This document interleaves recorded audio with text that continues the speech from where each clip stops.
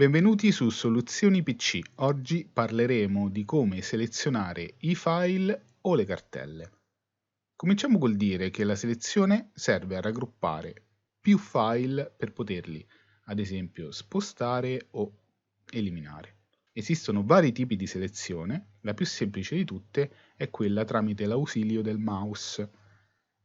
Cliccando e tenendo premuto in un punto dello schermo, trasciniamo la freccetta del mouse in modo tale da inglobare i file che ci interessano, in questo modo.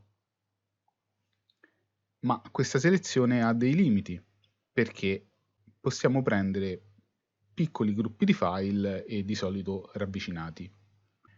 Allora, se dovessimo ad esempio prendere tanti file che magari escono anche dalla schermata che stiamo visualizzando, usiamo una selezione multipla consecutiva tramite l'ausilio della tastiera.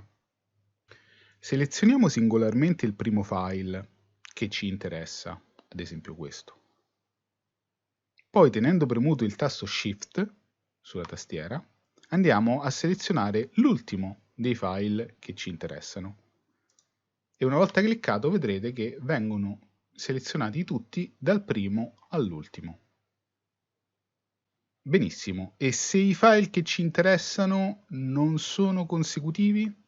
Per selezionare file sparsi dobbiamo, dopo aver cliccato sul primo file che ci interessa, premere CTRL sulla tastiera e tenerlo premuto per tutti i file che vorremmo aggiungere alla selezione, anche in ordine sparso, in questo modo. E infine, se dovessimo semplicemente selezionare tutti i file presenti all'interno di una cartella, è sufficiente premere CTRL A e tutti i file verranno selezionati, anche quelli che non vediamo visualizzati.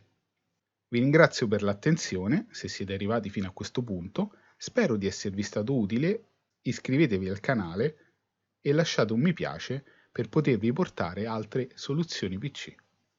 Ciao!